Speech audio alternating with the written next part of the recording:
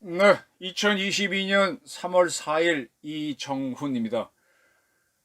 사이비 핵 위협 가하는 푸틴, 격렬히 비난하고 싶습니다. 아침 10시부터 막 보도가 올라오기 시작하네요.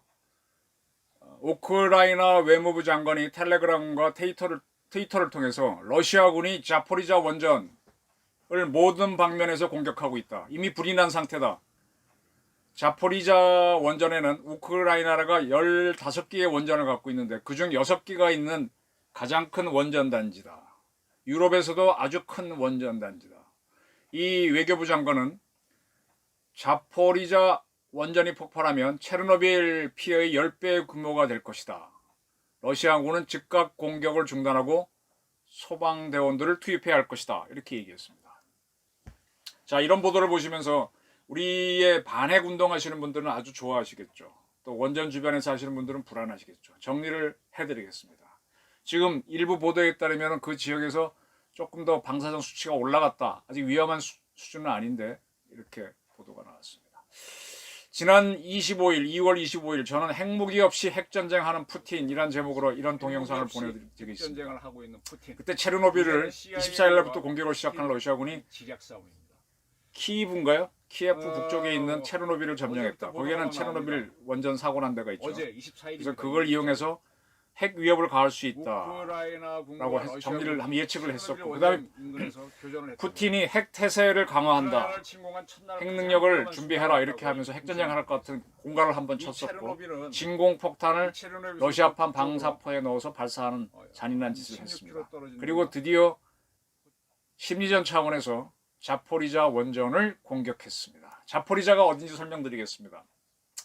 크림반도가 그러니까 우크라이나의 동쪽으로 보시면 됩니다. 크림반도가 러시아에 병합됐죠. 2014년도에. 그리고 돈바스 지역, 도네츠크 주하고 루한스크 주의 일부를 동쪽을 그 주의 동쪽을 떼어냈죠. 그래서 독립을 인정해줬죠, 러시아가. 그리고 서쪽에는 루한스키하고 갑자기 생각납니다. 도네츠크 주가 있죠. 네.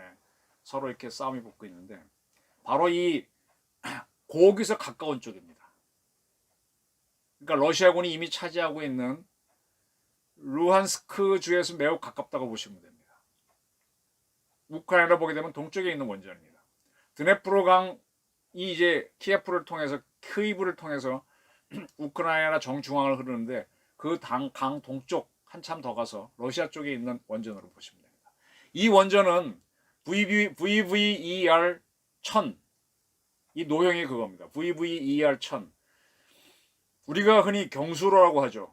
우리 대한민국이 개발한 경수로는 APR 1400, OPR 1000이 있습니다.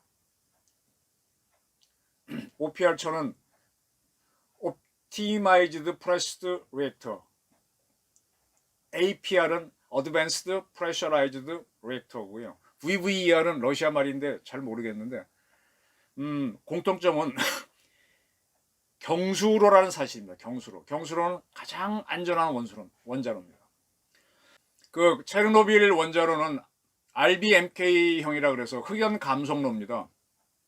그거는 이 핵분열을 일으킬 때 핵분열 속도를 조절하기 위해서 제어봉을 집어넣는데 제어봉에 흑연이 들어가 있습니다. 근데 흑연의 약점은 뭔가 하면은 이 핵분열 속도를 조절하는 건 좋은데 불이 잘 날 수가 있어요. 그래서 불이 붙어버리니까 폭발이 됩니다. 체르노빌은 RBMK형이라서 또 거기에 경납 건물, 원자로 건물이 없어가지고 큰 화재가 나고 폭발이 있었죠. 근데 VVER은 경수로이기 때문에 흑연을 쓰지 않기 때문에 화재 가능성은 상당히 적습니다. 그 VVER 1000은 쉽게 말하면 대한민국 원자로는, 우리나라 경수로는 가장 얇은 게 원자로 건물의 마지막 격벽의 두께가 60cm에서 120cm까지 됩니다. 가장 두꺼운 게 120cm. VVER 1000도 한 그 정도 두께를 가진 걸로 보입니다. 참고로 후쿠시마형 원자로는 비등수로였는데 비등수로 중에서도 아주 구형이기 때문에 마지막 격벽의 두께가 16cm였습니다. 그게 찢어지면서 핵 증기가 밖으로 나간 겁니다. 60cm 이상 되면은 깨지지 않을 거라고 봅니다. 지금 왜 여기를 공격하느냐? 그게 이제 겁주는 심리전이죠. 그래서 지금 거기에 포격을 해가지고는 포탄을 쏴가지고는 VV 이하를 둘러싸고 있는 원자로 건물의 격벽은 깨지지 않습니다. 그걸 깨려면 미사일로도 힘들고요. 비행기가 날아와서 충돌하거나 아니면은 ICBM급 대형 미사일이 와서 때려야 될 겁니다. 좀 쉽지 않습니다. 근데 여기서는 뭐가 문제가 될 수가 있는가 하면은 이 생산한 전기를 보내줘야 했을 거 아닙니까? 보내주는 송전 시설을 타격하면은 그 돈바스 지역은 전기가 부족하게 되죠. 거기는 특별한 방어 시설이 없어요. 여러분 왜 발전소에 가보면은 막 철탑 서 있고 막 그렇잖아요. 노지에 공개돼 있잖아요. 거기를 때리면 전기가 못 들어갑니다. 두 번째로 문제가 뭐가 되는가 하면은 이 원자력 발전소를 돌리려면은 전기를 또 걔네들이 받아서 써야 됩니다. 그 전기를 받아가지고 이 핵분열을 일으키면 열이 많이 나는데 그 열을 갖고 물을 끓입니다. 물을 갖고 증기로 발전을 하는 건데 계속 끓다 보면 이 증발이 되죠. 그래서 물을 돌립니다. 돌리고 찬물을 넣어주고 다시 끓이고 돌리거든요. 이 돌리려면 전기가 필요합니다.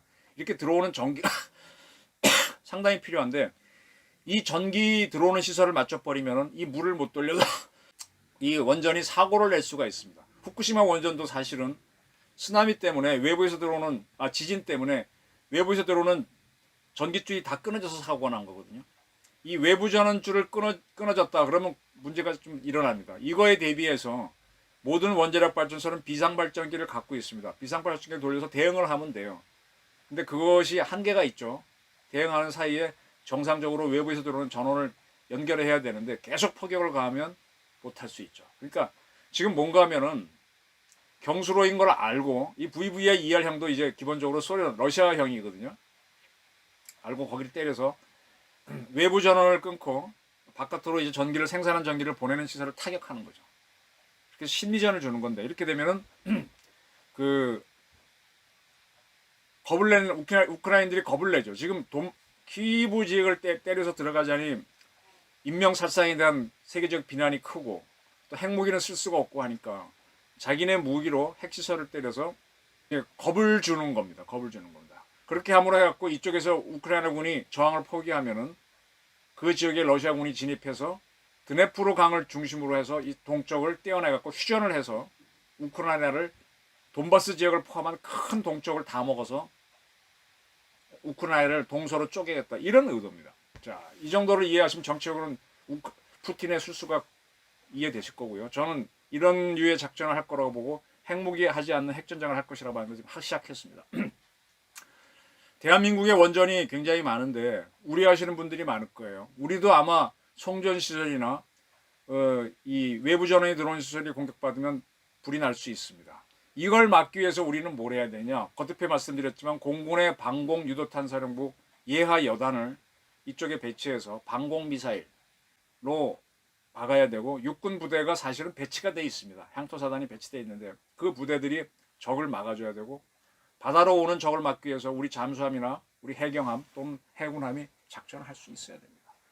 그리고 거꾸로 우리나라 APR 1400이나 OPR 1000은 굉장히 좋은 원자니까 너무 걱정하지 마시고요. 우리 방어시설은 굉장히 좋고 우리 군은 정상적으로 돌아갑니다. 거꾸로 북한이 까불 때는 북한 이 시설을 우리가 툭 치면 북한이 매우 위험해진다는 겁니다. 북한의 핵농축시설, 그 다음에 그들이 갖고 있는 그 영변의 폐로 된 원자로라든지 그런 원자로를 거꾸로 우리가 치게 되면 북한이 이 위협에 빠지는 거예요. 물론 북한의 핵 무기시설도 우리가 선제 타격하게 되면 북한이 이 위협을 받는 거죠. 네.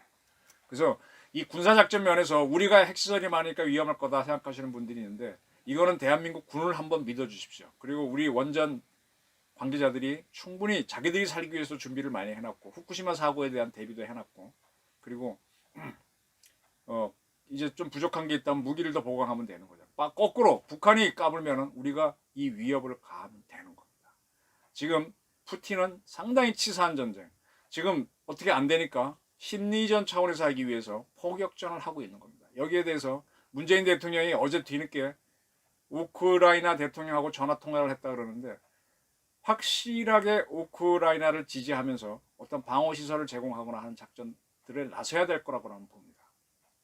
그 경험이 앞으로 북한하고 어떤 핵 문제로 다툼이 있을 때 대한민국이 크게 참고할 수 있는 겁니다. 두려워하지 마시고 핵무기 없이 핵전쟁을 하는 푸틴 아주 치사한 방법이죠. KGB 출신과 함께 심리전을 하고 있는데 그걸 꿰뚫어 보시면서 우리의 역량을 갖춰나시기 바랍니다. 감사합니다.